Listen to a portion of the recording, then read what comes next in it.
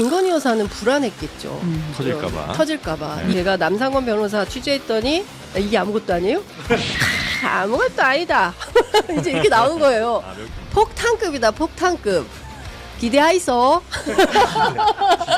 어마어마한 게 나올 거고, 명태균 씨가 김건희 여사하고 2024년 총선 공천을 하는 과정에서 48분간 대판 싸웠다. 그리고 그 내용이 녹음으로 있다. 대통령 부부의 녹취 파일을 들고 있는 사람들은 너무너무 많아요. 아니, 통화도 많이 하지만 거의 그 통화하는 상대방들이 깜짝 놀랄 정도로 아주 높은 비율로 다 녹음을 하더라고. 사실은 대통령이 직접 통화할 정도의 그 어떤 뭐랄까 급 내지는 그 전혀 이 안전성이 보장 안 되는 사람들하고 서슴없이 조심성 없이 막 통화한다는 얘기의 반증이라고 저는 생각해요. 원래 일단 네. 그 본인 스스로 이른바 진보의 오야봉 소리를 오야봉. 했었잖아요. 네. 그러니까 본인 스스로는 본인의 스테이터스를 그렇게 생각하고 있는 것 같아요. 진짜로. 그러니까 정상이 아니지. 아니 대통령 부부가 하기로 마음 먹으면 어떻게 할 수 있는 거예요? 폐가는.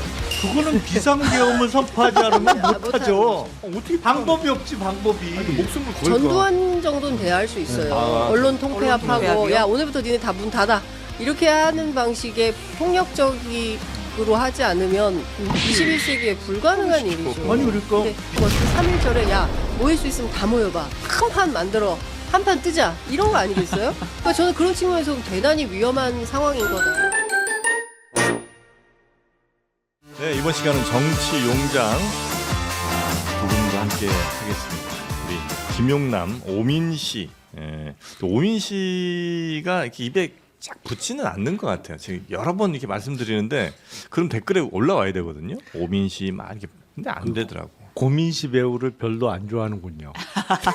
어서 오십시오. 반갑습니다. 네, 김용남 아우, 전 기침나. 의원님. 고민씨 배우를 좋아하는 분은 오민씨가 쫙쫙 입에 붙던데. 아니야, 이거 아닌 것 같아. 지금이라도 바꾸시길 바라겠습니다. 자, 그리고 장윤성 기자님 어서 오십시오. 네, 안녕하십니까. 네, 반갑습니다. 요즘도 뭐 종횡무진 정말 아니요. 요새는 참 아니요. 이 아니에요? 기자란 무엇인가 고민할 직업에 대한 아, 여러 가지 세계관과 조선일보도 폐간될지 모르는데. 조선일보도 폐간될지 모르는데 취재 편의점 무사할까부터 시작을 해서 네. 아니 근데 오히려 그 일은 열심히 하는데 성과는 딴 기자들이 다 가져가고 김건희 여사는 다른데 뭐 오히려 그렇게 악감정이 없는 것 같은데 조선일보를 엄청 싫어하는 것 같더라고요. 네, 그 얘기는 뭐 이따가 잠시 좀 나누도록 하고요. 우리 신혜영 기자님이 오늘 뉴스 또 정리해 주십니다. 안녕하십니까? 네, 반갑습니다. 아, 지금 우리 신혜영 기자는 아까 일부 때도 그랬습니다만 그 요가 한번 잘못했다가 와 완전 낙인이 찍혀갖고 뭘 잘못했어요? 요가를 한번 지난 시간에 아닙니다. 요가를 했어요. 허위 보도. 스트레칭 정확하게 스트레칭 좀 했는데 그게 이제 카메라에 나갔나 봐요. 와. 요가 신선생이라고 지금 난리예요. 요가 아 한번 잘했군요, 그러니까. 아니 그 그래, 아니, 유연하신가 근데- 봐요. 많이 굽혀졌어요, 이렇게? 쭉쭉 늘렸는데 네. 그 방송 저희 시작하기 전에 약간 대기 타임 있거든요. 나가는 줄 모르고 좀 했다가 다리가 막 이렇게 뒤꿈치가 이 뒤꿈치에 그만 닿는- 하십시오. 오. 예. 엄청납니다. 아니 근데 예. 신혜영 기자는 정말 네. 뼈대 없는 미모도 집안이구나. 출중하시- 예? 뼈대 없는 집안 출신이야. 뼈대가 없다고요? 아니 뭐 이게 아. 발이 이쪽으로 넘어가면 아. 뼈대가 네. 없는 거죠. 대단합니다, 하여튼. 명예훼손으로 겁니다. 예. 자 그러면 하나하나 가볼까요? 네. 뭐부터 가면 좋을까? 일단 이게 김건희 여사도 재밌긴 한데 네.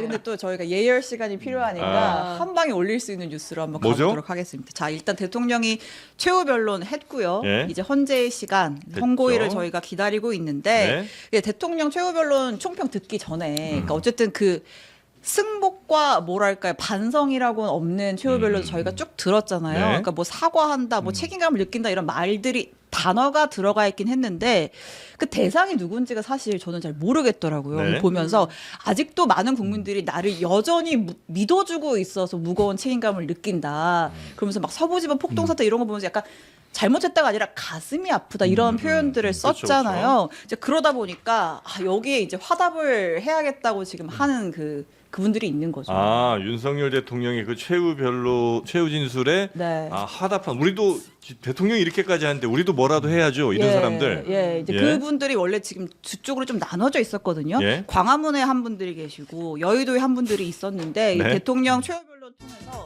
대동단결 화합을 이뤄냈습니다. 하기로 했어요. 어저께 예. 국회에서 윤상현 의원이 주선을 했어요. 그러니까 잡아줘서 예. 기자회견을 했어요. 여의도파, 광화문파가 동시에 이름을 올린 기자회견이었는데 네. 역시나 이제 헌재 결정에 좀 불복하겠다 이런 취지의 주장을 했습니다. 들어볼게요. 네.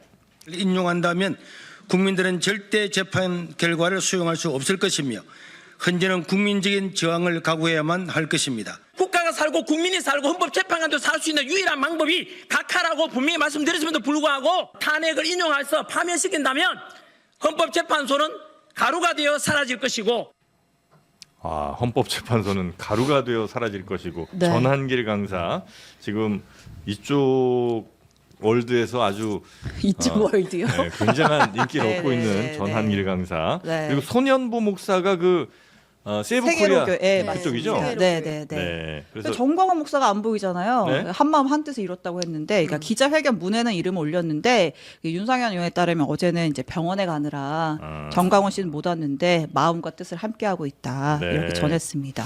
내일 모레가 3.1절이잖아요. 대규모 반대 집회를 예고하고 어디서 한다는 있어서 거예요? 일단은 대규모 탄핵 반대 집회를 지금 예고는 했고 네. 3.1절에 다 같이 모여서 뭐 네, 세계로파 어디에 하여튼 다 모여서 같이 하자. 예. 네. 그러면서 헌재가 탄핵을 인용한다. 그들은 을사오적이 될 것이다. 이렇게 주장했습니다. 네. 이들은 언제까지 생명력이 유지되는 겁니까? 일단 헌재 판결 그때까지? 아니 저 장면을 보니까 그 전에 이제 제가 고향이 수원이잖아요. 예. 수원에 무슨 역전파, 남문파, 북문파 이런 거의 조폭들이 있는데 그 한때 일시적으로 수원 연합파를 형성한 적이 있었어요. 조폭들이 이렇게 같이 그 외적이 들어온다 그래갖고 이제 했는데 네. 광암파, 여의도파가 합쳐서 이제 연합파가 탄생한 건가요 어제? 그런 그게 생각나네. 여기는 어쨌든 대통령 탄핵이 인용되면 그 이후로 더 힘을 받는 게 아니라 아마 힘이 많이 빠지겠죠? 아닙니까? 아닐 거려. 아니에요? 장사 더 세게 하지 않을까요? 마지막 불꽃을 태웁니까? 네. 아니 헌재 판결 나왔는데 뭐 그거 어떻게 뒤집을 수도 없고 어떻게 하잖아요. 아니 근데 네. 마지막 최후 변론의 내용이 네. 봉기하라는 거잖아요. 예, 그러니까 윤석열 대통령의 최후 변론이 그렇죠. 예, 인정하지 말고 그리고 불복해야 된다라는 거잖아요. 예, 그렇지 않나요? 그러니까 끊임없이 지금 보면 뭐 간첩 25번, 거야 44번 뭐 이러면서 저는 제일 황당했던 게 북중러가 야당 뒤에 있다. 간첩 얘기도 했잖아. 간첩 지령 얘기도 얘기가 하고 있죠, 지령. 네. 지령 받아가지고 뭐 북한이 선거 개입한 뭐 증. 근데 저는 쭉 얘기를 참 힘들었지만 그 얘기를 쭉 들으면서 이분이 이제 어마어마한 착각에 빠져 있나 보다라고 생각을 했는데 잘 뜯어보면 그게 아닌 것 같고 메시지는 분명하게 밖에 주는 메시지인 거죠. 그렇기 때문에 나를 중심으로 똘똘 뭉쳐서 끊임없이 아까 이제 신혜영 기자님 말씀하신 것처럼 서부지법 폭동 사태와 관련해서 잘잘못을 떠나 이런 말을 하잖아요. 네. 근데 이거는 잘잘못을 떠날 수 없는 문제예요. 폭동이 벌어졌는데 이건 잘못한 거죠. 명백하게 잘못했고 다시는 그런 일이 있어서는 안 된다라고 말하는 게 대통령다운 것이고 어른다운 것이고 법조인다운 것이죠. 근데 그게 아니라 뭐 잘잘못을 떠나서 마치 그 사람들의 행동을 인정하고 그런 것처럼 주장하는 것은 진짜 잘못된 행동인 거잖아요. 근데 끊임없이 그렇게 하는 것은 3.1절에 야 모일 수 있으면 다 모여봐. 큰 판 만들어. 한 판 뜨자. 이런 거 아니겠어요? 그러니까 저는 그런 측면에서 대단히 위험한 상황인 거다. 그리고 이후에 어제 이화여대에서 벌어진 광경은 정말 충격적인 겁니다. 저는 법원 폭동도 대단히 충격적이었지만 아니 남의 학교에 멀쩡한 학교에 들어가서 난리를 친 거잖아요. 그 막 문짝을 흔들고 관련해서 이제 형사 대응을 한다는 게 입장인 것 같은데 네. 아니 그게 이화여대에서만 벌어지겠습니까? 이제 헌법재판소에서 파면 결정 나면 당연히 헌법재판소로 갈 거고 그밖에 다른 지역 전혀 예상하지 못하는 의외의 장소에 극우들이 나타나서 네. 저런 방식으로 폭력을 휘둘렀을 때 네. 그럼 우리 사회가 그걸 그냥 인용할 거냐? 저는 굉장히 위험한 상황이라고 생각합니다. 아, 그래요. 그럼 오히려 탄핵 결정이 인용 결정이 나게 되면 곳곳에서 산발적으로 어떤 폭력 상황들이 많이 연출될 가능성이 높다. 이런 그래서 사람들에 저는 의해서. 오늘 오후 2시부터인가 1시 예. 반부터 국회 행정안전위원회가 열리는데요. 네. 3.1절 집회 관리를 경찰이 정말 잘해야 된다. 예. 어떤 충돌도 일어나지 않도록 안전관리 대책을 확실히 세워야 된다. 네. 특히 문영배 재판관을 포함해서 헌법재판관들의 신변 안전에 그거는 진짜 무조건 대해서도 잘해야 될 것 같아요. 네, 해야 되는 것이고요. 네. 저는 경찰이 해야 될 일이 많아졌다 이렇게 생각합니다. 네. 일단 저 연합파 집회는 3월 1일 날 광화문에서 하는 거예요? 여의도에서 하는 거예요? 제가 지금 검색을 해보니까 네. 일단은 그러니까 광화문 헌재 앞, 그러니까 안국역 요 도심 쪽에서 도심 지금 쪽에서? 하려는 것 같아요. 현재 앞에 예. 그 정도 공간이 없을 텐데. 공간이 없죠. 없죠. 예. 아마 그 앞에는 진입을 못하게 다 막을 막아요. 거예요. 예, 네. 역사거리를 네. 막습니다. 예. 알겠습니다. 대규모 집회를 3월 1일에 이들이 네. 예정하고 있고 대신 그 폭력 사태가 언제든 벌어질 수 있기 때문에 여기에 대해서는 행안부가 철저하게 하여튼 대비를 좀 해야 된다. 그렇죠. 아, 그거 당연히 해야죠. 이게 네. 지금 예전에 없던 상황이에요. 맞습니다. 사실은 유튜브에 이렇게 그냥 뭐 보수의 의견 얘기하는 거야 당연히 이건 뭐 보장해야 되지만 이 폭력을 은근히 조장하는 사람도 있거든요. 네. 이건 좀 이렇게 네, 막아야 되지 엄단을 않나? 해야죠. 그렇죠. 네. 엄단해야죠. 그건 네. 엄단해야 되는 거고 서부지방법원 그 폭동으로 대략 구속자가 60명이 좀 넘게 네. 나왔죠.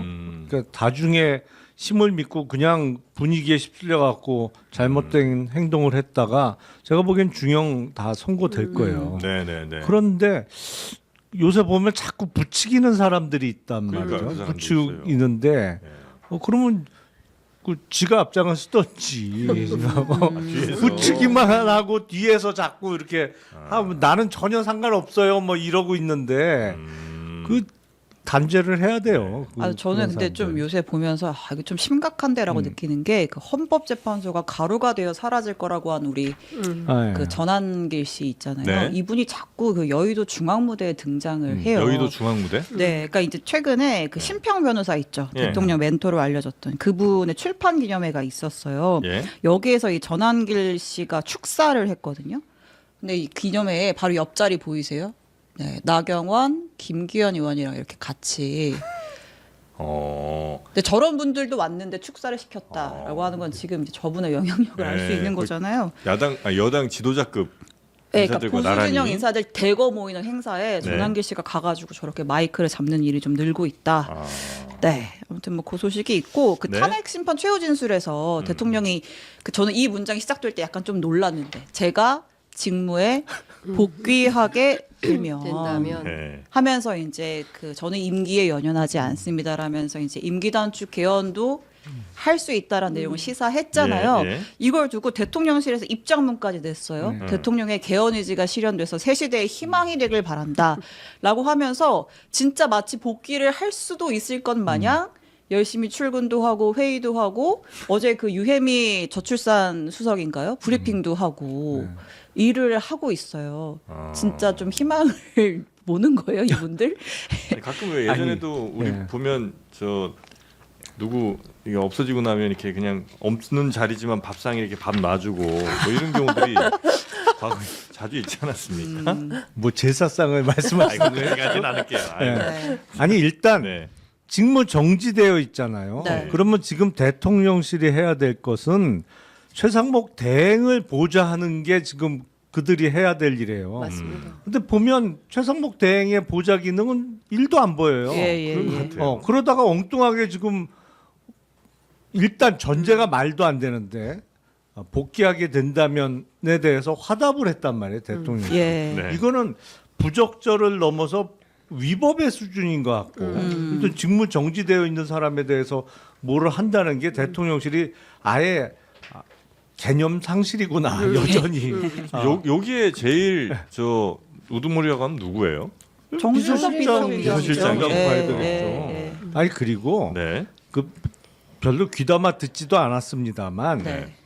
직무에 복귀하게 된다면 무슨 개헌 얘기를 하잖아요. 예. 네. 그 개헌 제안은 사실은 총선 참패 직후에 했어야 돼요. 왜냐하면 누가 봐도 정상적으로 국정 운영을 할 수 없는 상황이야. 왜냐하면 네. 총선의 결과로 윤석열식 국정 운영에 대한 국민적 평가가 나왔잖아요. 예. 네. 그렇죠.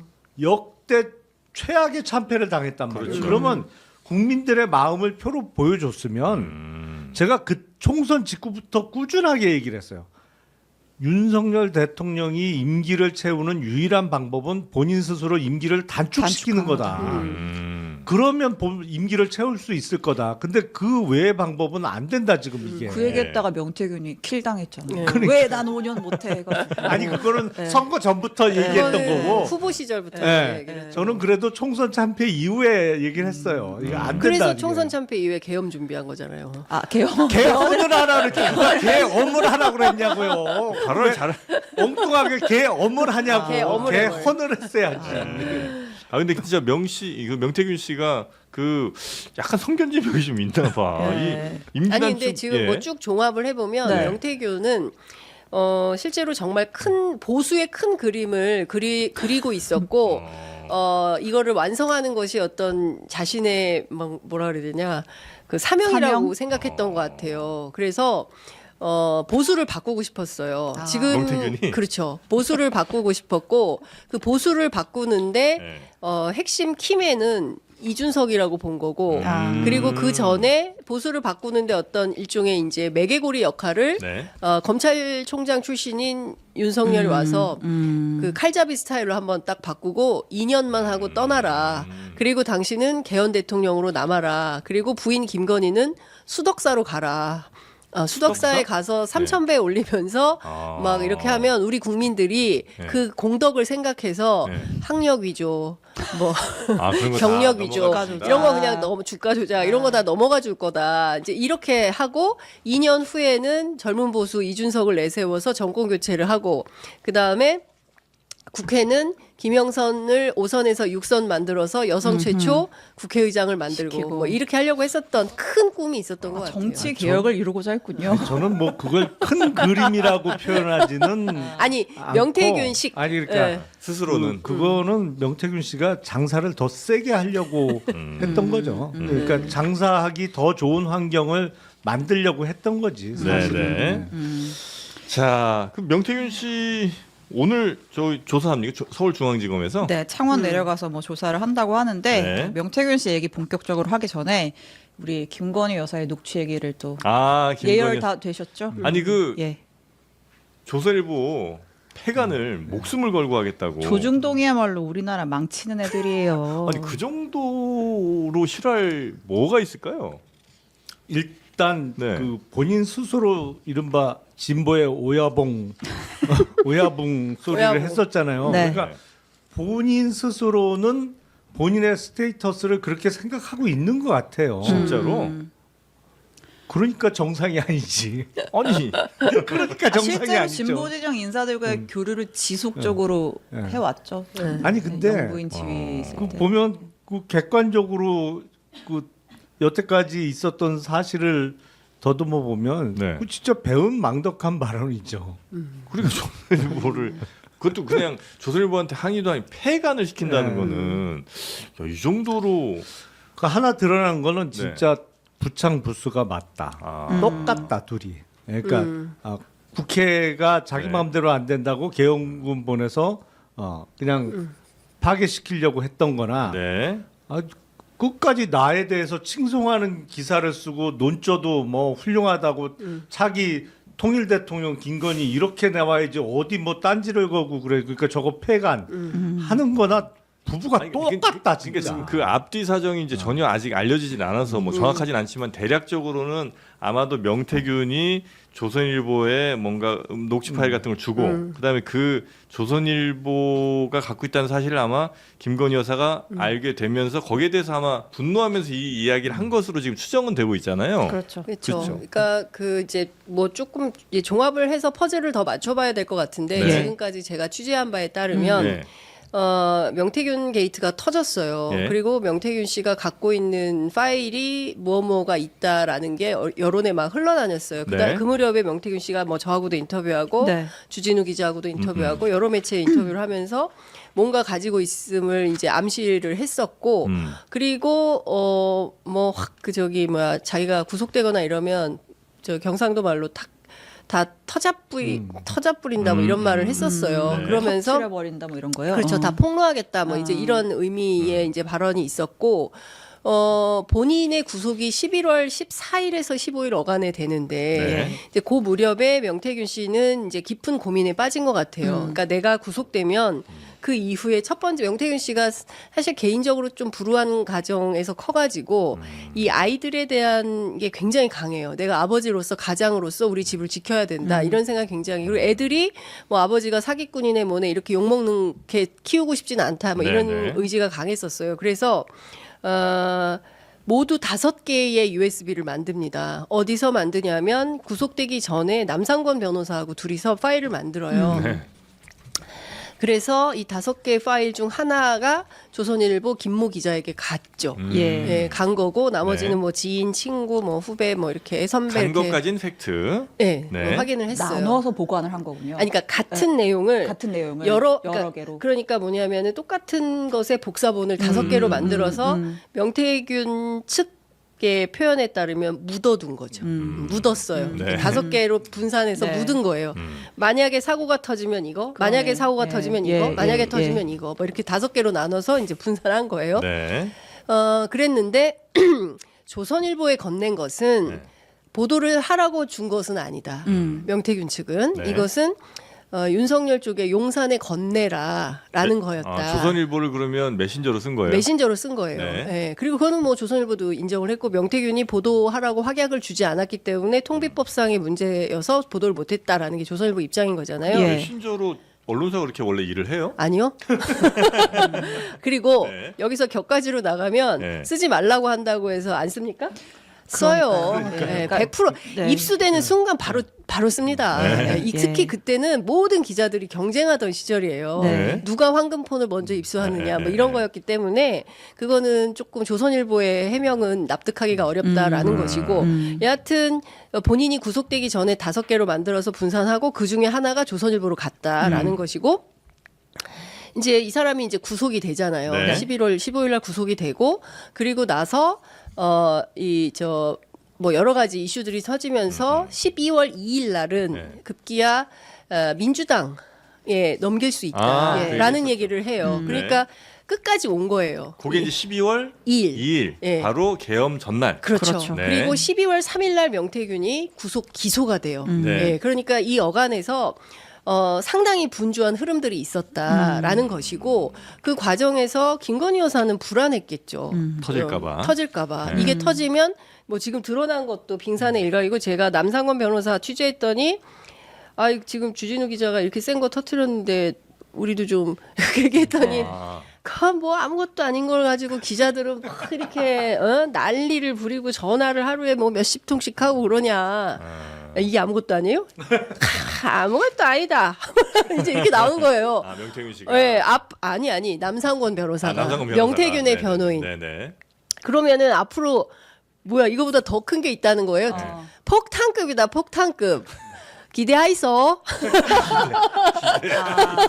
저희가 엊그제 네. 처음 들었던 그 네. 명태균 김건희 녹취 있잖아요. 네. 그 뭐 잘 될 거고 네. 대통령 당선인 했듯이 그거보다 훨씬 더 센. 네, 그거보다 훨씬 센 얘기가 나올 거다. 네. 그래서 제가 막 왜 이렇게 호들갑을 떠냐며 그 아무것도 물어보셨을 거 아닌데 아니에요. 네. 그 얘기는 안 해요. 그 얘기는 안 하고 하여간 어마어마한 게 나올 거다. 어마어마한 게 나올 거고 아무것도 아닌 것 같고 뭐 그러지 말라라고 얘기를 합니다. 그 어마어마한 것도 그 USB에 들어 있는 거예요? 그렇죠. 엑기스만 모아서. 근데 저는 추정컨대 남상권 변호사를 제가 창원에 가서 인터뷰했을 때 남 변호사가 저한테 무슨 얘기를 하냐면 명태균 씨가 김건희 여사하고 2024년 총선 공천을 하는 과정에서 48분간 대판 싸웠다.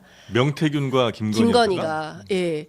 그리고 그 내용이 녹음으로 있다라는 것 같아요. 네, 예. 네, 그래서 그게 폭탄급이 아닐까 싶은 그러네요. 생각이 좀 듭니다. 근데 여하튼 이제 그런 내용들이 인물이 수십 명 될 것 같은데요. 거의 총선판을 짠 통화 뭐 그런. 수도 있겠죠. 근데 모르겠어요. 저는 그 네네네. 부분은 취재가 안 돼서 말씀드릴 네. 수는 없고 제가 취재한 내용은 네. 여기까지고 그래서 중요한 포인트는 어쨌든 5개를 분산해서 조선일보에 갖다 줬는데 조선일보는 쓰지 않았고 그리고 본인들 주장에 따르면 용산에도 건네지 않았다는 예, 것이고 예. 그래서 그러면 용산에 건넨 건 네네. 누구냐라고 얘기를 했고 그것은 명태균 대표의 지인이다. 라고 얘기를 하고 있어요. 명태균 쪽에서는. 네. 그래서 이제 이 사람이 어디 용산에 그러면 김건희 여사한테 직접 갖다 준 건지 아니면 누구를 대통령실에 누구를 통해서 준 건지 이거는 확인해야 되는 체크 포인트 중에 하나인 네. 거고 문제는 김건희 여사가 조선일보가 가지고 있다는 사실을 알고 그리고 조선일보 쪽에 확인을 했다는 거예요. 니네 그거 갖고 있는 거 맞니? 이렇게 그래서 확인이 됐어요. 네. 확인이 된 다음에 경로를 한 거죠. 아. 그리고 경로를 해서 어떻게 했냐면 지인하고 통화하면서 폐간시켜 버릴 거야. 예. 나 여기 목숨 걸었어. 두고 그게 봐. 이제 있구나. 조중도 얼마나 나쁜 놈들인 줄 알아? 이제 이렇게 된 거죠. 그러니까 조선일보가 쥐고 있다는 사실을 아니까 너무나 불안하고 화가 그렇죠. 났던 거군요. 예. 아. 근데 거기서 하여간 좀 더 추가 취재한 내용인데 그건 조금 더 확인되고 네. 그때 예. 말씀드리겠습니다. 요 누구랑 통화한 건지는 혹시 그러니까 저도 궁금해서 그게 이 지인과의 통화인데 그거는 주진우 기자에게 전화번호가요. 그러니까 저는 네. 주진우 기자 본인의 가능성도 좀 있을 것 같아요. 몰라요. 가서. 저는 주진우 기자한테 물어보는 게 맞을 것 같습니다. 아셔. 딱 네. 보니까 주진우 기자 눈빛이 아셔. 네, 알겠습니다. 인터뷰를 좀 추진을 더 해봐야겠어요. 이상 저희도 뭐 예, 취재하지 않겠습니다. 주진우 라이브로 갑시다. 아니, 도대체 김건희 여사는 계엄 이후에도 왜 이런 왜 전화를 이렇게 계속 하고 통화하는 있는 도대체? 거예요? 아니 이거 개념이 없는 거죠, 그러니까. 아니 개념이 녹음되는 없어. 걸 모르지 않을 거 아니에요, 이거. 아니 그동안 몇십 차례가 이렇게 녹음돼 갖고 보도가 그렇죠. 맨날 사실은 되는데. 명태균 게이트는 모든 통화가 녹음되면서 또 주고받은 그 메시지 같은 게 다 네. 저장되어 있으면서 촉발된 건데 네. 아니 그러니까 그 제가 몇 번 말씀드렸습니다만 사실은 대통령 부부의 녹취 파일을 들고 있는 사람들은 너무너무 많아요. 왜 이렇게 통화를 많이 하셔? 아니 통화도 많이 하지만 거의 그 통화하는 상대방들이 깜짝 놀랄 정도로 아주 높은 비율로 다 녹음을 하더라고. 그렇죠. 대통령이랑 통화하는 거, 부인이랑 네, 통화. 아니 그 얘기는 뭐냐면 네. 사실은 대통령이 직접 통화할 정도의 그 어떤 뭐랄까 급 내지는 그 전혀 이 안전성이 보장 안 되는 사람들하고 서슴없이 조심성 없이 막 통화한다는 얘기의 반증이라고 저는 생각해요. 원래 이제 대통령이나 대통령 부인쯤 되면 이제 누구 시켜서 이렇게 대신 전달하거나 이렇게 하죠. 아니 그리고 그렇게 수시로 아무하고나 통화를 안 하죠 사실은. 그렇죠. 그거 근데 얼마나 저는 위험한데. 김영남 의원님하고 조금 다른 견해인데 네. 윤석열 부부에게 내외에게 명태균은 아무나가 아닌 거예요. 예. 그리고 명태균의 부탁은 안 들어주면 안 되는 사이인 겁니다. 그러니까 명태균한테 받은 게 많은 거예요. 그러니까 명태균 덕분에 뭔가 있었어요. 그만큼 중요한 사람이다. 은전을 입은 거예요. 그러니까 자 보십시오. 5월 9일 날이 취임식 전날이에요. 네, 네. 아시는 것처럼 일정이 너무 많아가지고 예. 아무나 통화할 수가 없어요. 그 하물며 동네에서 지방 의원이 돼도 취임하기 전날에는 축하 인사 받고 어쩌고 하느라고 잘 통화가 안 돼요. 그런데 네. 대통령이에요. 대통령에 당선되고 전날 내가 뭐 그거 좀 해줘라. 말이 많은데 김영선이 말이야. 사선에다가 그렇게 열심히 했는데 그렇게 다 그거 줘야지 말이야. 그걸 왜 안 줘? 뭐 이런 식으로 얘기를 하지 않습니까? 상현이가 공관위원장이잖아요. 충성을 다하겠습니다. 내가 한 번 더 얘기할게. 뭐 이렇게까지 얘기하잖아요. 그러니까 그 종합을 해보면 무슨 얘기냐면 네. 명태균하고 굉장히 가까운 거예요. 그리고 나서 40분 있다가 김건희가 이번엔 다시 또 전화를 하잖아요. 네. 그래서 당선인이 통화했어요. 그 밀라고 했어요. 잘 될 거예요. 그냥 밀라고 했다. 잘 될 거다. 이런 얘기를 하잖아요. 그러니까 이 사람 두 사람은 그 지금 알려진 거에 따르면 81차례에 따른 여론조사 3억 5천만 원 네. 이런 비용이나 이런 등등의 뭐 홍 안 되고 윤이 반드시 1위 해야 된다. 야당 대선 후보 1위 만들어야 된다라는 부탁을 받고 실제로 한 거기 때문에 네. 그거는 피할 수가 없는 전화였다. 아니 이렇게 제 말씀은 네. 명태균 씨가 아무나라는 얘기가 아니고 예. 대통령 부부의 육성이 담긴 녹취 파일을 들고 있는 사람들이 수십 명이 아니라 수백 명이나 된단 말이에요. 그러니까 근데 예를 들어서 저하고 통화한다 그러면 제가 녹음하겠어요? 녹음 안 한다고. 그리고 웬만한 사람들은 녹음 안 해요. 당사자의 동의 없이. 네. 그렇죠. 근데 거의 높은 확률로 녹음을 한다는 얘기는 뭐냐면 이게 기본적으로 의도가 안 좋은 거야 이게. 아. 기본적으로. 네. 그 상대방 통화 상대방 자체의 의도가 안 좋은 거예요. 근데 그렇게 많은 포션의 통화 상대방들이 녹음을 해놓고 그거를 때때로 자기 과시용으로 들려주고 뭘 그걸 들고 있는 거로 봐서는 이 통화 상대방에 대한 어떤 그 좀 여과 장치가 전혀 없었다. 그 정도씩이나 됐으면 그렇죠. 연락을 주고받는 사람도 좀 가려서 해야 되는데 네, 네. 뭐 아무하거나 통화해 갖고 저 밤에 오밤중에 이 얘기 저 얘기 별 얘기를 다 하니 그러니까 녹취 파일이 그렇게 많죠. 소탈한 리더십으로 갈까요, 그러면? 격이 없는 리더십. 개념 없는 리더십. 격이 없는 게 아니라 개념 없는 리더십. 아니 근데 저는 통화하는 내용 보면 네. 지금 본인이 명태균 씨한테 전화를 건 거잖아요. 네. 김건희 씨가. 그런데 대답을 안 하고 하고 딴 사람 목소리가 막 들리잖아요. 그게 이제 윤석열 대통령인 거잖아요. 그러면 전화는 걸어놓고 이 사람이랑 얘기 여보세요? 뭐 너무 당황했어요. 네. 일반적인 통화 예. 매너도 또 아닌 게 그러니까 예. 통화 예의에 많이 어긋나요. 네. 아무튼 어제 보도에 대해서 대통령실이 별도의 입장은 없다 이렇게 얘기를 했고요. 조선일보의 입장도 전하면 네. 어쨌든 이제 조선일보가 작년 10월에 명태균 취재하면서 USB를 입수한 건 맞는데 당시에 이제 명 씨가 동의 없이 보도하면 안 된다고 해서 보도를 안 한 것이다라고 이제 주장을 하고 있고요. 네. 그다음에 이제 그 USB는 물론 어떤 형태로든 그 관련 명태균 관련 자료를 대통령실에 전달한 적이 없다고 얘기를 했고 이 첫 보도를 한 주진우 기자에게 민형사상의 소송을 제기하겠다고 했습니다. 아 근데 이건 뭐 좀 번외 얘기지만 그 폐간을 만약에 대통령 부부가 하기로 마음 먹으면 어떻게 할 수 있는 거예요? 폐간을? 그거는 비상계엄을 선포하지 않으면 못하는 못하죠. 어떻게 방법이 없지 방법이. 아니, 그 목숨을 걸어두고 안 될 것 같은데. 안 되죠. 그냥 그러니까. 전두환 정도는 돼야 할 수 있어요. 아, 언론 전- 통폐합하고 통폐합이요? 야 오늘부터 니네 다 문 닫아 이렇게 하는 방식의 폭력적으로 하지 않으면 21세기에 불가능한 일이죠. 아니 그러니까 근데 비상계엄을 선포하고 네. 예를 들어서 조선일보에 단전단수를 시행하고 조선일보 안 들어가 있었는데 안 들어가서 JTBC 왜 들어가 빠졌을까? 있었고. 아니 그러니까 2차 대상에는 있었나? 글쎄요. 아니 그 예를 들어 TV 조선은 내가 저 뭐 없애려면 이제 방통위 통해서 어떻게든 예. 하면 진짜 할 수 있을 것 같은데 신문은 힘들 것 같은데 아니면 그냥 폐간이라는 단어를 잘 모르고 쓰는 건가? 아 진짜 이런 단어를 들으면 네. 전뭐 조선일보 지금 잘한 거 하나 없지만 자괴감이 많이 듭니다.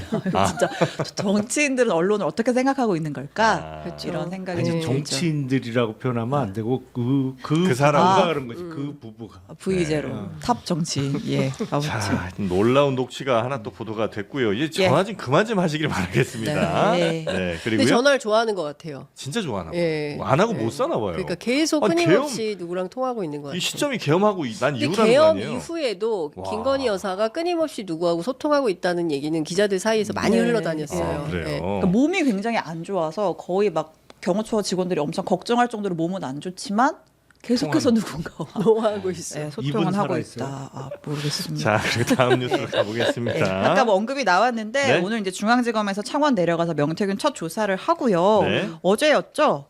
그 오세훈 서울시장의 여론조사 아. 비용 대납 의혹을 받고 있는 이른바 네. 후원 회장 김한정 씨의 자택과 그 제주도 그 사진 찍힌 사무실 네네네. 등등 한 4곳을 압수수색을 했습니다. 근데 이제 김한정 씨가 계속 뭐라 그랬냐면, 아 내가 그 3천 얼마 준 거는 맞는데 그 여론조사 비용 아니야 이렇게 주장을 했었잖아요. 네. 근데 잠깐 그 당시 얘기 좀 들어볼게요. 네.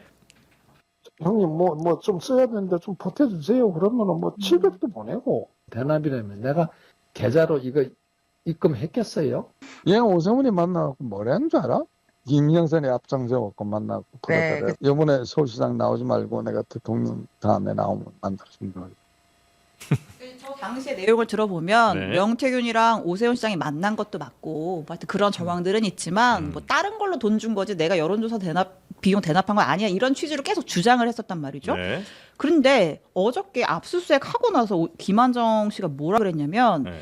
오 시장 여론조사 비용 3,300만 원 외에 이준석 당대표 경선 여론조사 비용, 윤석열 대선 경선 당시 여론조사 비용 그거 다 내가 냈다. 이런 주장을 또 아, 그래요? 이거 명태균이 한 얘기인데 해요. 강혜경 씨랑. 네. 김한정 씨가 네, 그러면 김한정 씨가 냈다. 이 주요 선거들의 여론조사 비용을 대신 자기가 냈다. 네. 그러니까 이걸 인정을 한단 말이죠. 근데 이제 그게 뭐 윗선과 소통이 되고서 한 건지까지는 이제 인정을 안 했고 이제 뭐 약간 자기 선에서 선긋기를 하려는 건지는 모르겠지만 네. 아무튼 오 시장 외에도 뭐 이준석, 윤석열의 여론조사 비용을 내가 냈다. 명태균이 좀 도와달라고 해서 네. 내가 그 비용들을 내줬다. 이렇게 아니 얘기를 합니다. 명태균이 도와달라고 하는데 오 시장 이준석 저 윤석열 후보 왜 경선 비용을 왜 내요 대신? 여론조사 비용을. 말이 안 되잖아요. 아니 근데 이거는 어떻게 됩니까? 법적으로 예를 들어서 뭐 오세훈 시장이든 누구든 하여튼 돈 주라고 한 적은 없어요. 근데 여론조사 결과는 받았고 그 비용을 뭐 이른바 후원자 혹은 뭐 후원회장 격인 사람이 대신 줬어요. 이럴 때 해당 정치인들에게도 죄를 물을 수 있어요? 아니면 이거는 이 사람이 지시하거나 한 게 없기 때문에 지시는 안 했더라도 네. 저 사람이 대답하는 거를 알았으면 나를 위한 여론조사의 비용을 저 사람이 대는 걸 사실을 알았으면 알았으면 정치자금법 위반이죠. 인지만 했었어도 인지했다는 건 어떻게 뭐 카톡 같은 걸로 이렇게 뭐 주고받은 뭐가 주고받은 있겠죠. 걸로. 보고용 뭐가 있다면. 근데 명태균 씨하고 굉장히 가까운 네. 사람이에요. 같이 그 식구들이 재작년 여름에 제주도 그 별장에 예. 명태균 씨네 가족도 여행을 갑니다. 아하. 네, 그래서 굉장히 막역하게 서로 지내던 사이고 네. 형님 동생 하면서 명태균 씨하고도 가까운 사이이고 네. 그리고 제가 오늘 좀 재미있는 얘기를 들었는데 예. 박범계 의원이 네. 두 차례 명태균 씨 면회를 면회 갔죠. 했잖아요. 네. 면회를 네. 갔다 왔는데 네. 이 얘기를 했다는 거예요. 오세훈이 1번이다. 그게 무슨 얘기냐면 그 창원지검에서 예. 그 중앙지검으로 사건이 올라왔잖아요. 예. 그래서 이제 누가 타깃이냐, 김건희 여사가 타깃이냐, 아니면 국민의힘 대선 후보가 타깃이냐, 뭐 이런 거였는데 이제 명태균의 주장에 따르면 네. 창원에서 서울로 가는 길에 네. 다른 후보들은 정리 조정이 되는데 이제 오세훈, 홍준표 이런 사람들은 정리가 되고 한동훈을 후보로 만들려고 할 거다 검찰이 뭐 이런 얘기를 했다는 거예요. 그 명태균 씨가 명태균의 주장인 거죠. 예. 그런데 아니나 다를까 딱 이렇게 오세훈과 관련된 김한정 조사가 또 시작되었다. 하나 나오네. 예. 그 얘기를 그러면 하더라고요. 이 얘기대로라면 그 명태균 씨와 관련이 있는 걸로 의심이 되는 그 후보들은 이제 본격 경선 전에 이런저런 논란으로 이제 아웃이 되고 뭐 그러기를 희망하는 것 같아요. 본인이. 그러려면 수사가 속도를 내야죠. 사실은 네, 그렇죠. 진작에 끝났어야 되는데 네. 여태까지 수사 제대로 안 하고 뭉개다가 이제 창원에서 중앙지검으로 올라와 갖고 이제 시작하는 척 하는데 사실 내용을 보면 이미 끝났어야 되는 수사예요. 이거는 아니 김한정 씨 얘기가 나온 지가 언젠데 이제 압수수색을 들어가냐고. 예. 그렇죠. 그러면 진작에 11월 달에 벌써 그렇죠. 다 작년에 했어야지. 다 했어야죠. 작년에 그 끝냈어야죠. 수사 내용이 나오기에는 너무 오래 기다려야 돼요, 이제. 지금 이 이걸 상황이면. 그래서 제가 보기엔 네.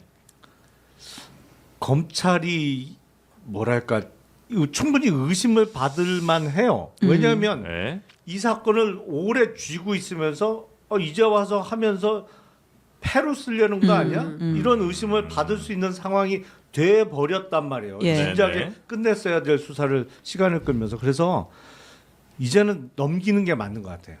이 사건 수사는 검찰이 아닌 특검으로. 근데 공수처는 능력이 안 되니 예. 솔직히 공수처는 능력이 안 되고 예. 이건 특검에 넘기는 게 맞아요. 이 사건 수사는. 마침 오늘 본회의에 명태균 특검 올라오잖아요. 네. 오늘 통과가 될 텐데 이제 국민의힘에서는 최상목 권한대행한테 무조건 거부권 쓰셔야 된다. 지금 이런 상황이라서. 국민의힘에서는 예.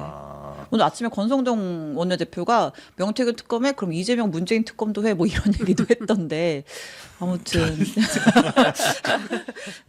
명태균 특검이 많이 들어가게 되면 국민의힘에 꽤 중요한 후보들 혹은 국회의원들이 아마 연루가 될 수도 있다는 그런 뜻인가요? 그렇죠. 이제 아마도. 대선을 고려한 정치적 특검이다라는 게 이제 국민의힘의 입장인데 근데 특검은 소위 이렇게 속된 표현으로 사건을 말아먹기가 어려운 구조인 게 네. 특검을 하게 되면 특별 검사야 뭐 외부에 있던 누가 임명이 됩니다만 수사팀의 상당 부분은 검찰에서 파견을 나가잖아요. 예. 네. 이게 섞인다고 이른바 진짜 연합파가 돼요. 예. 어, 그 서로 감시를 하게 되죠. 네, 그리고 한 예. 계파가 아니라고 예. 이게 특검의 수사팀의 구성을 보면 여기저기서 파견 나온 사람들 그리고 뭐 제야에 있던 법조인도 그렇죠. 들어가고 그렇기 네. 때문에 네. 어느 한쪽이 이거를 틀거나 이걸 내가 패로 활용해야지 한다고 되지가 않아요. 이게 그 여러 색깔이 섞여 있기 때문에 네, 네, 네. 그러니까 거기다 맡겨야지. 이거 지금 너무 오래 끌어서 그런 오해를 받기가 딱 좋아. 지금 검찰이 계속 쥐고 있으면. 네. 근데 오 시장의 입장도 좀 전하면 수사가 하루빨리 결론 났으면 좋겠다. 보니까 나는 명태균의 미공표 여론조사를 받아본 적이 없다. 라고 이제 오 시장은 어저께 얘기를 했고요. 네. 근데 아무튼 이제 명태균은 진짜 오세훈 시장이 제일 싫은 건 제일 싫은가 봐요. 왜요? 그 어제 민주당이 공개한 녹취 있잖아요. 그러니까 명태균이 네. 그 지인이랑 통화를 하면서 내가 윤석열을 처음 만났을 때 한 말이 그 XX, 그 오세훈을 지칭하는 네. 거예요. 배신 배반형이라고 내가 얘기를 했어. 이 얘기를 윤 대통령한테 내가 했다라는 거예요. 네, 네. 그러면서 오세훈 시장이 과거에는 나한테 살려달라고 하고 막 고맙고 평생 은혜 잊지 않겠다고 하고 막 울면서 전화를 했는데 네. 당선이 된 뒤에 태도를 싹 바꿨다는 거예요. 이제 그러면서 직접 자기랑 소통을 안 하고 김한정을 딱 보내가지고 인연을 끊으려고 했다. 나와의 인연을 왜 그랬겠느냐. 촌에서 올론 나하고 패물된 김영선이가 자기 서울시장 만들었다는 소문나면 속된 말로 쪽팔리니까 오세훈이 나와의 인연을 끊으려고 했다. 배신 배반형이다. 뭐 이런 식의. 그 얘기를 명태균 씨가 예. 김한정한테도 해요. 예. 형님 그 끊으라고. 예. 아, 오세훈 오세훈은 끊으시라. 오세훈 배신 배반형 뭐 그런 사람이랑 정치를 하냐 끊어라 뭐 이런 조언도 하고. 배신 배반형은 옛날에 그 넘버 3 영화에서 송강호 씨가 하던 배신 대사예요. 배반이야. 배신이야.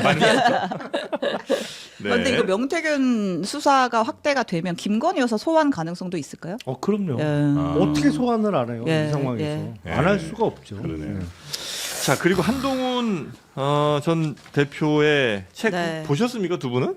아니 못 봤어요. 아직 못 구하셨죠? 와, 그거 아니 뭐- 별로 구할 생각까지는 없어요. 그래요? 네. 아니, 줄 서서 사야 돼요 우리도. 아니 뭐 품절이라고 그러던데. 아니 제가 네. 그러니까 이제 취재를 해야 되니까 읽어야 될 거 아니에요. 그러니까 기자들한테도 조금 뿌렸는데 정말 한 60건인가 국회 출입들한테만 딱 해가지고 저도 못 받았어요. 네. 그 어제 기사 보면 막 오픈런하고 막 반차 쓰고 가고 그랬잖아요. 저도 반차를 써야 됐던 것 같아요. 그래서 방송 끝나고 광화문 교보문고, 합정 교보문고 다 전화를 했는데 재고가 없고 아. 내일 그러니까 오늘 예약 판매분까지 다 마감이고 그럼 언제 들어와요 했더니 다음 주 중에는 구할 수 있다는 야. 거예요. 그러니까 보니까 강남 교보문고에 8건이 남아 있어요. 근데 내가 이걸 구하려고 강남까지 가야 되나라고 현타가 와서 제가 가지는 않았는데 네. 아무튼 내용에 대해서는 이제 조금 보도가 나오고 축약된 있죠? 보도들이 나오고 있죠. 예. 근데 근데- 일단은 네. 이재명 대표에 대한 평가가 굉장히 날선 평가가 들어 있었잖아요. 한국에서 가장 위험한 인물이 이재명이다. 네. 이재명이 행정부까지 장악을 하면 사법부의 유죄 판결을 막으려고 계엄과 같은 극단적인 수단을 쓸 수 있다. 아. 이런 얘기를 했고 네. 이재명 대표가 이제 기자들 만나서 허허허 부처 눈엔 부처가 보이고 개 눈엔 개가 보입니다. 라고 하니까 또 한동훈 대표가 페이스북에 네 저는 기꺼이 국민을 위한 개가 되겠습니다. 재판 네. 잘 받으십시오. 이렇게 또 설전이 오가는 일이 있었죠. 네. 이렇게 개가 자꾸 등장하면 진짜 개엄인 줄 알겠어요. 아, 계엄, 비상 계엄. 개엄인 줄 알겠어요. 네.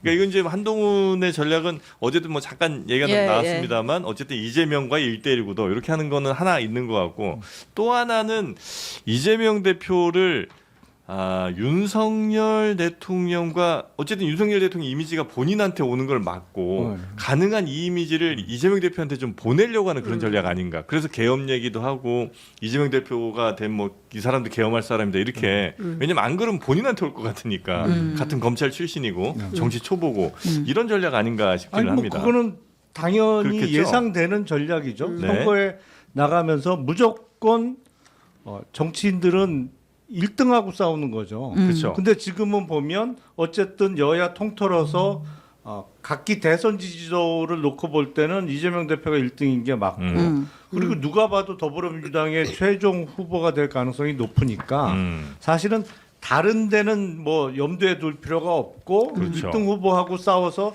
나의 그 체급을 빨리 끌어올려야 되는 그런 과정이 있는 거고 네. 제가 직전에 그 오늘 몇 시간 전에 발견을 했는데 예. 그 당내의 어떤 그 다른 주자들에 대한 견제 목적도 있는 것 같아요. 왜요? 한동훈 후보가 왜 그 모임이 언더 73이죠. 예, 예, 예. 근데 가만 보니까 오버 73 그러니까 73살 넘은 분은 김문수 후보밖에 없어. 73? 73년생보다 더 나이 아니, 많은 사람. 73년생이 아니고 73세 의미 아닌가. 아. 언더 73이. 근데 네네. 오버 73은 김문수 장관밖에 안 계시더라고 보니까. 예. 그래서 김문수 장관 견제용이다? 좀 견제용이다. 뭐 근데 어제 제일 격하게 왜 비판한 사람은 홍준표 시장 같던데. 나 뭐라 그랬더라?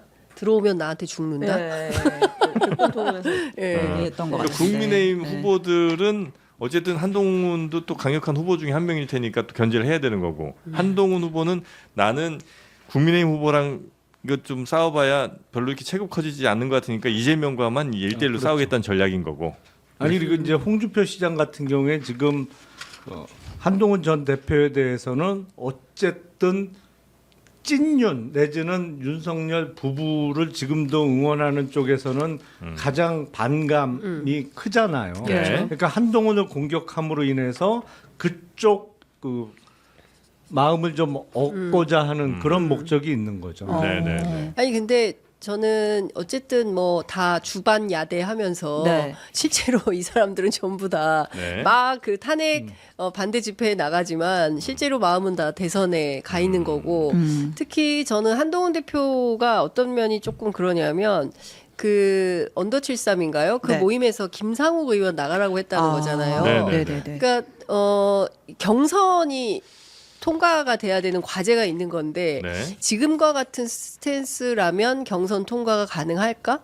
예, 국민의힘의 그 현재 룰대로라면 5대 5고 네. 그다음에 이제 역선택 방지 조항이 있기 때문에 다른 정당을 지지하거나 이런 사람들은 들어올 수가 없어요. 경선에서. 그러면 그러니까 사실상 국민의힘 당원 플러스 지지자만 경선 투표에 참여할 수 있는 건데 네. 요대로 가면 김문수 후보가 갈 가능성이 있지 이재명 대 한동훈 1대1 구도는 만들어지기가 어려운 거 아닌가. 아니 그러니까 그 얘기는 김상우 의원 쫓아낸 이유가 반윤이나 비윤으로는 경선에서 이기기 어렵다고 생각한다는 거예요? 그런 거가 있는 것 같아요. 그거 아니면 경선용이다. 한동훈 전 대표가 정치적 뭐가 있을 수 있어요? 반윤 비윤 안 하고?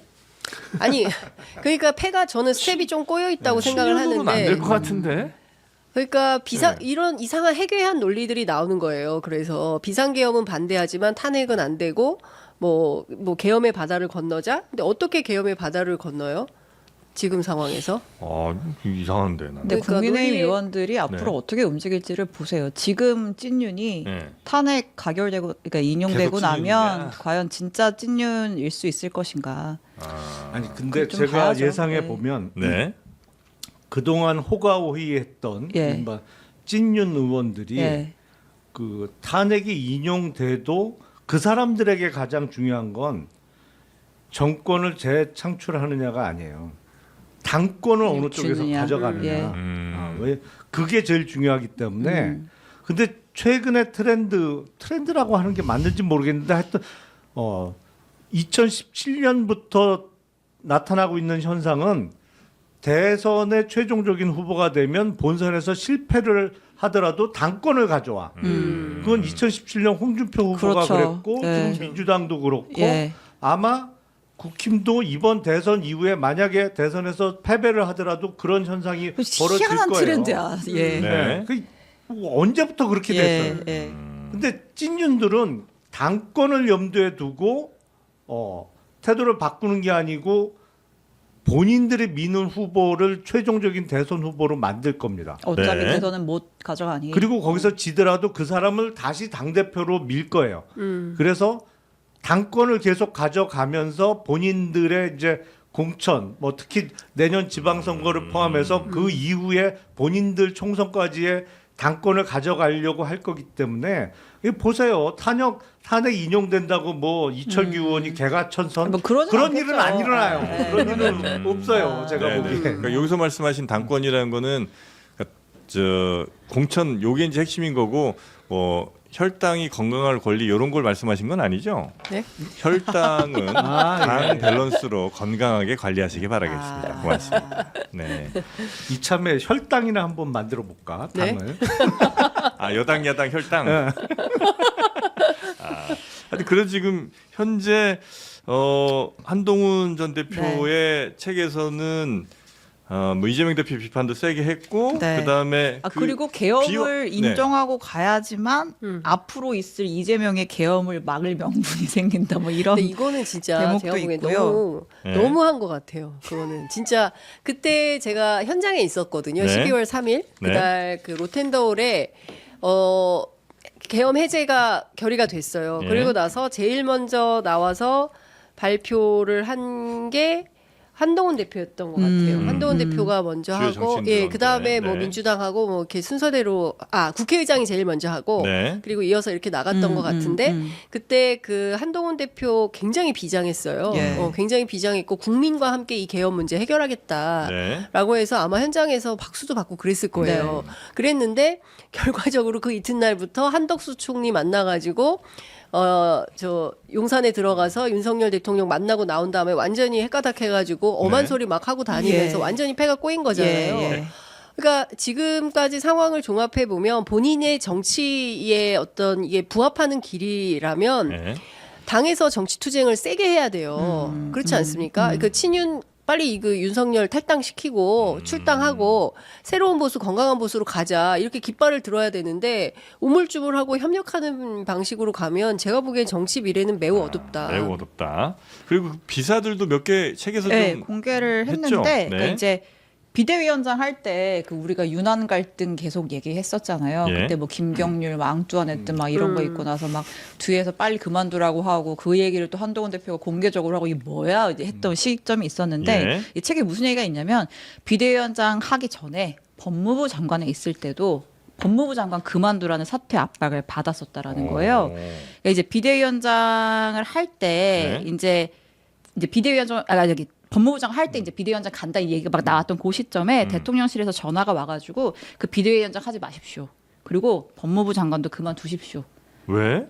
그 이유가 뭐냐고 당연히 한동훈 대표 예. 물어봤겠죠. 했더니 별다른 설명 없이 대통령이 본인이 잘 알 겁니다라고 했던 얘기를 들었다라는 거예요. 본인이 잘할 거다. 그래서 이제 한동훈 대표가 막 뭐야 왜 그래요? 이유를 찾아봤더니 당시에 이제 조선일보 보도에 총선 후 김건희 조건부 특검 할 수 있어 이런 기사가 났었는데 그 기사의 출처가 한동훈 발이다 이런 얘기가 이제 용산에 돌았다는 거예요.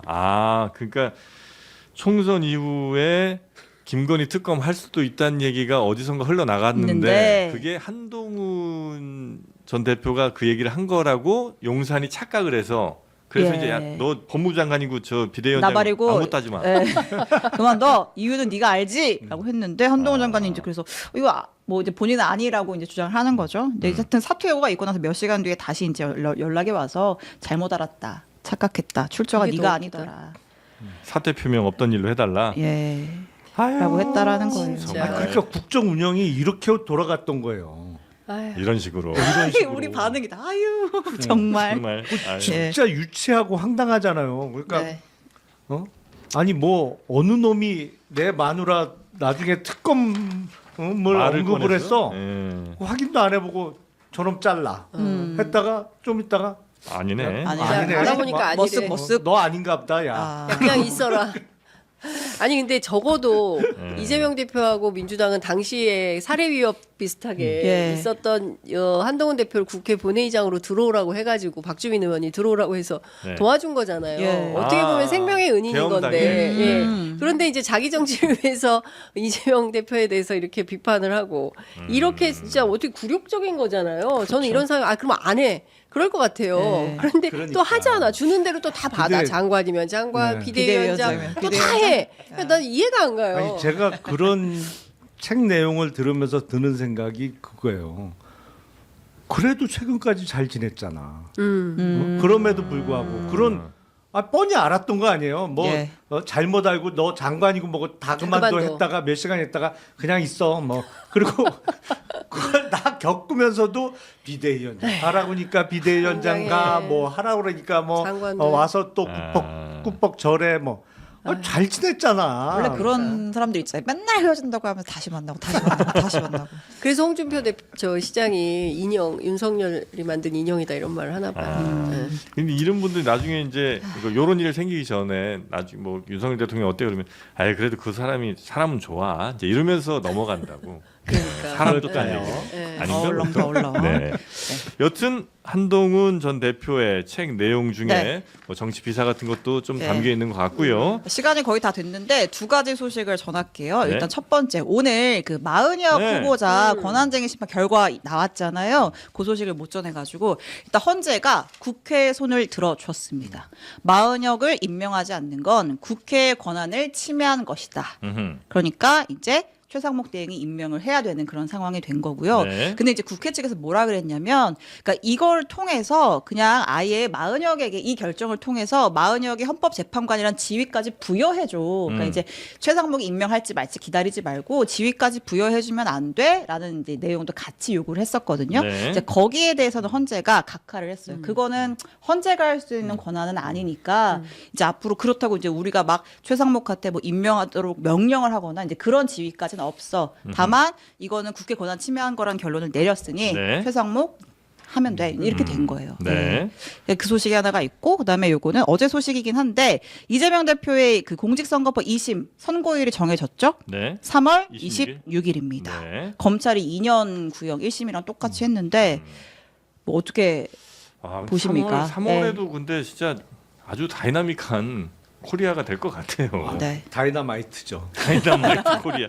다이나믹 코리아가 아니고. 근데 예. 그 탄핵 인용 선거가 또 며칠 날 되느냐. 그렇죠. 네.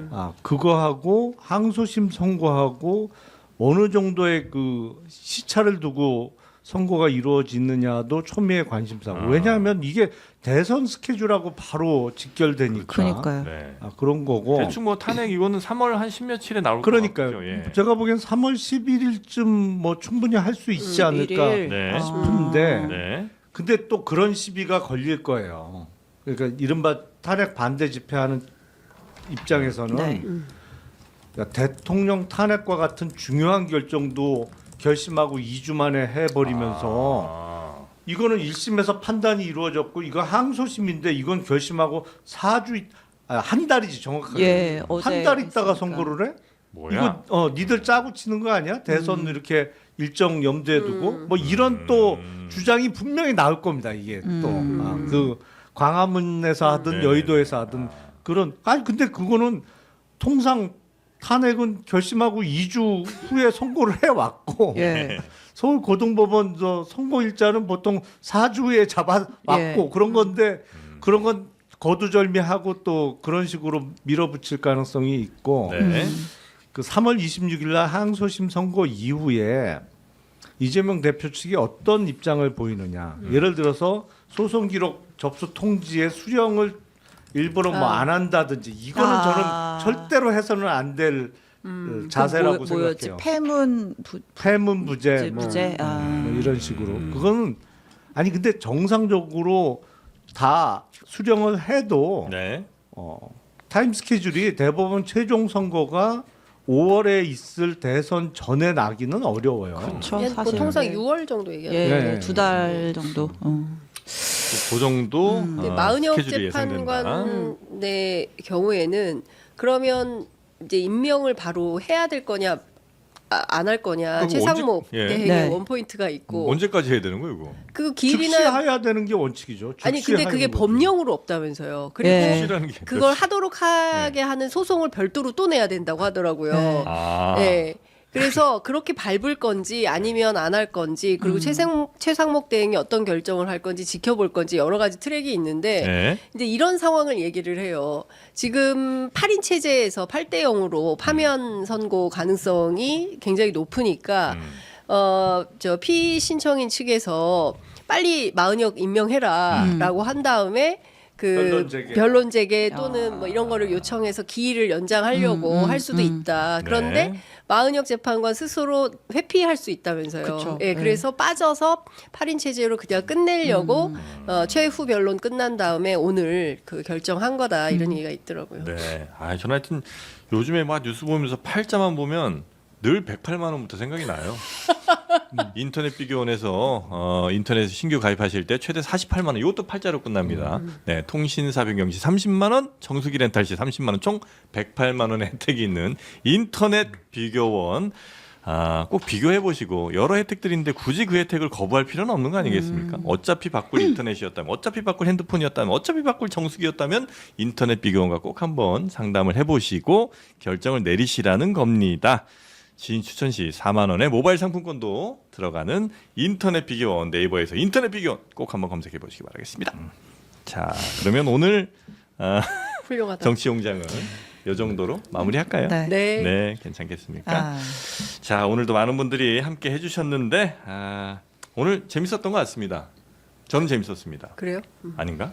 아니 재밌으면 안 되나? 시청자들한테 물어봐야죠. 아. 어떠셨어요, 여러분? 우리끼리 모여갖고 뭐 얘기하고 아, 그거 하려고 모르겠어요. 그러죠. 재밌었다면 구독, 좋아요 이거 눌러요. 아유, 그럼 한번 좋아요를 아니 구독까지는 안 바랄게. 좋아요만 갑시다. 구독까지는 안 네, 바란대. 저도 뭐 너무 바라지 않을 유튜버 테니까 맞아요? 네. 네, 좋아요까지만 해주시고 아. 여러분들 이 정도에서는 뭐 충분히 딜 가능한 정도잖아요. 네. 이 정도는 저도 뭐 너무 바라는 거 아니고 또 귀찮게 뭐 구독 하나 채널 구독 하나 했다가 너 얼마나 또 뭐 알림 가고 이러면 또 번거롭다고 하실 수 있으니까. 아니 근데 뭐 돈 네. 드는 건 아니니까. 돈 드는 건 아니, 사실은. 구독한다고 뭐 돈 나가는 아유, 거 아니니까. 그 진짜 사실은 구독 우리가 요구해도 돼요. 이거는 충분히 할 수 있는 거지. 그러나 이제 시청자분들의 뭐 뜻을 저는 충분히 존중하겠다. 대신 좋아요 안 누르는 건 이거는 좀 너무한 거 해도 너무하는 거 아니냐. 말 나온 김에 용방불패 TV 용방불패. 구독도 좀 부탁드립니다. 아, 돈 드는 거 예, 아니니까. 그러니까. 덤으로 취재 편의점. 취재 편의점도 하나. 예, 예. 예. 훌륭한 프로그램이 이렇게나 많습니다.